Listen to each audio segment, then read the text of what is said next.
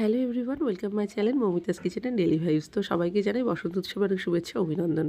তো বসন্ত উৎসবের দিন আর বসন্ত উৎসবের আগের দিন মানে হোলির দিন আর হোলির আগের দিন আমরা কী করলাম সেটাই তোমাদের সাথে আজকে শেয়ার করার ছিল। অনেকেই তোমরা জিজ্ঞাসা করেছিলে, তো তোমাদের জন্য এই ব্লগটা স্কিপ না করে কন্টিনিউ দেখো। ওরা আমার স্টুডেন্ট সবাই আগের দিন চলে এসেছিলো। অ্যাকচুয়ালি 25 তারিখে রং খেলা ছিল, 25 তারিখের আগে 24 তারিখ রাতেই কিন্তু ওরা আমাদের বাড়িতে ছিল। কারণ আমাদের বলেছিলাম টাউন ক্লাবে যে বসন্ত উৎসব হওয়ার কথা ছিল সেটা কিন্তু 6টায় কল টাইম ছিল আমাদের, একদম সকালে, কারণ রোদ উঠলে সবারই খুব প্রবলেম হবে যেহেতু গরম পড়ে গেছে। সেই জন্য ওরা আগের দিন চলে এসেছিলো, যেহেতু রেডি হয়ে আস্তে আস্তে দেরি হয়ে যাবে। আর কিছু স্টুডেন্ট সকালবেলা এসেছিলো, তারা একদম ফার্স্ট ট্রেন ধরে। তো দেখতে পাচ্ছ আমরা এখানে কিন্তু ওরা সব নিচে বিছানা করে ঘুমাবে বলে রেডি হচ্ছিলো। আমরা ছোটোবেলার কথা কিন্তু আমার পুরোপুরি মনে পড়ে গেল ওদেরকে দেখে। অনেক দিন পর ওরা বলছে, ম্যাম সবাই মিলে রয়েছি বাড়িতে, ভীষণ আনন্দ হচ্ছে, একসাথে প্রোগ্রামের জন্য সবাই মিলে রয়েছি। সনটাইও আমাদের সাথে জয়েন করেছে। ওদের দেখে কিন্তু আমার পুরো ছোটোবেলার কথা মনে পড়ে গেল, কারণ আমরাও এরকম রং খেলার দিনকে আগের দিন জাগতাম, বা শিবরাত্রির আগের দিন এরকমভাবে জেগে থাকতাম রাত্রিবেলা, তো একসাথে শুতাম। এই মেমোরিগুলো রয়ে গেল আজকে নটরাজ ডান্স একাডেমির পেজে। তো ওরা একটু শুয়েছিল, আমি আর ঘুমাইনি, কারণ এত বড় প্রোগ্রামের চাপ, মাথায় টেনশন থাকে। তো 3:54 বাজে ঘড়িতে, দেখতে পাচ্ছ আমি 4টের আগেই উঠে পড়েছিলাম, ওরা একটু পরে উঠেছিল, কারণ ওরা প্রোগ্রাম করবে, যেহেতু ওরা ছোট মানুষ এই জন্য ভাবলাম একটু ঘুমিয়ে নিক। তারপরে ওরা আমার জন্য সকালবেলা উঠে জুয়েলারিগুলো রেডি করছিল, অ্যাকচুয়ালি রেডি ছিল, একটু ফিনিশিং টাচ দিচ্ছিল। তো ওরা মোটামুটি এখন 5:30 বাজে, দেখতেই পাচ্ছ ওরা ডান্স প্রোগ্রামের জন্য সবাই কিন্তু রেডি হয়ে গেছে। আমিও কিন্তু ফুল কস্টিউম পরে রেডি, শনটাও কিন্তু মোটামুটি রেডি হয়ে গিয়েছে। আমরা কিন্তু সবাই রেডি, আর ওরা ফার্স্ট ট্রেন ধরে এক্ষুনি চলে আসবে। তো যাই হোক, দেখতে পাচ্ছ আমরা টাউন ক্লাবের মঞ্চে চলে গিয়েছিলাম, সবাই সেখানে চলে এসেছিলো। এবং সেটা অনুষ্ঠানটা আমাদের 6টাতেই হওয়ার কথা ছিল, কিন্তু যেহেতু বুঝতেই পারছো বসন্ত উৎসব মানে তো একার নয়, সবার সম্মিলনে অনুষ্ঠান। এখানে সব ধরনের বয়সীর মানুষরাই রয়েছে, 8 থেকে 80। এবার সবার কথা চিন্তা করেই একটু লেট হয়ে গিয়েছিল।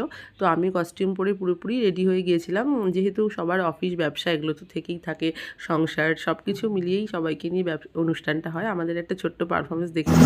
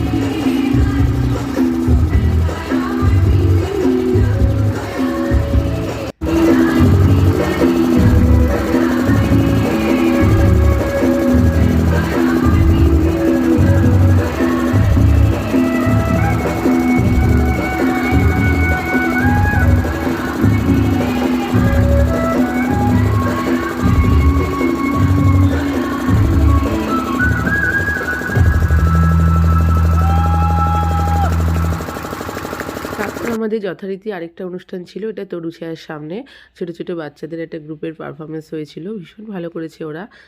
যাই হোক, বসন্ত উৎসবের এই দিনগুলো কিন্তু রঙে আবিরে, নাচে গানে, সাংস্কৃতিক অনুষ্ঠানে ভীষণ ভালো লাগে। তো তারপরে আমরা সেখান থেকে আবার রেলগেটের সামনে আমাদের একটা পারফরমেন্স হয়েছিল, সেটা তোমাদের দেখাবো। তো খুব ভালো লাগে এই বসন্ত উৎসব। তোমরাও নিশ্চয়ই বিভিন্নভাবে আনন্দ করেছো বসন্ত উৎসবের দিনগুলোতে। এখান থেকে একটু আবির কিনে নিয়েছিলাম সবাই, ভীষণ ভালো লাগে, কারণ কার কাছে কত কালারের সম্ভার থাকবে, এটা কিন্তু ভীষণ একটা ভালো জিনিস এবং ভালো লাগেও বসন্ত উৎসবের দিন। কিন্তু দুঃখের বিষয় হচ্ছে এখন আবিরে ভীষণভাবে রং থাকে। যাই হোক, সেগুলো তুলতে আমার খুবই পরে পরিশ্রম হয়েছিল। এরপর একটা ডান্স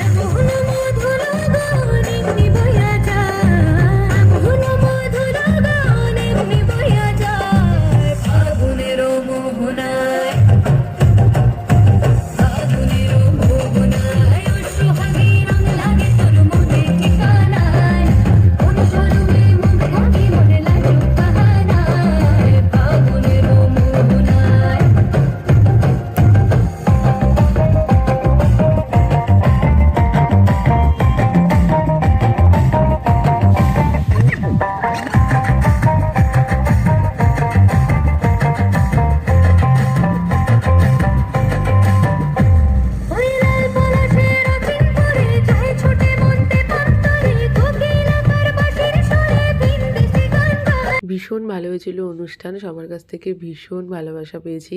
আমার খুব ভালো লেগেছে এই বছরের বসন্ত উৎসব। যাই হোক, দেখতেই পাচ্ছ আমাকে মোটামুটি আবির দিয়ে ভূত করে দিয়েছে। আর কিছু করার নেই, কারণ রং খেলার দিন এটা হবেই। মেনলি আবিরের মধ্যে রঙগুলো ছিল, এটাই পরে একটু প্রবলেম হয়েছিল। তো সেটা আর কিছু করার নেই, কী বলবো। তো যাই হোক, খুব ভালো কেটেছে আমাদের বসন্ত উৎসব। তারপরে আমরা মাঠে ফিরে যাই আবার আমাদের প্রভাত ফেরির পর। স্টুডেন্টরা আমাকে আবির দিল, আমিও ওদেরকে আবির দিলাম। আজকের দিনে আশীর্বাদ করলাম যাতে ওরা অনেক বড় হয়, অনেক নাচের দিক থেকে ওদের যাতে সব রকম আশা ইচ্ছা পূরণ হয়, এটা আশীর্বাদ করি, কারণ ওরা আমাদের সন্তান তুল্য। যাই হোক, তারপরে কিন্তু আমি আজকে মানে কি বলবো, ভীষণ বিজি ছিলাম।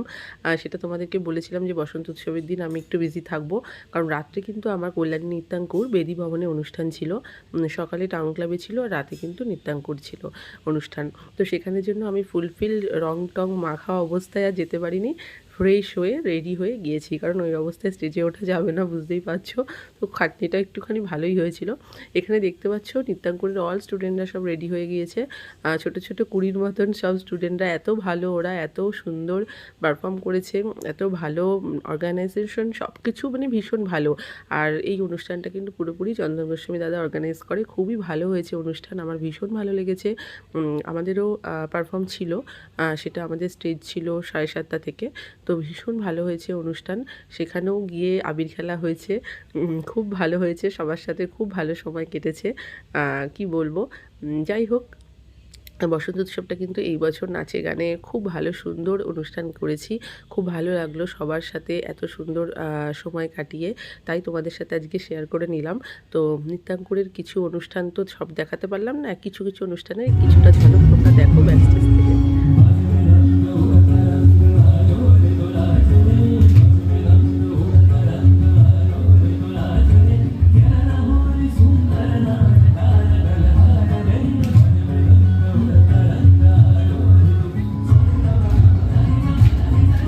যাই হোক বন্ধুরা, এরকম যদি ভ্লগ তোমরা আরও দেখতে চাও, তাহলে লাইক, কমেন্ট, সাবস্ক্রাইব করে দিও। আবার তোমাদের সাথে দেখা হবে আমার অন্য কোনো ভ্লগে, অন্য কোনো ভিডিওতে।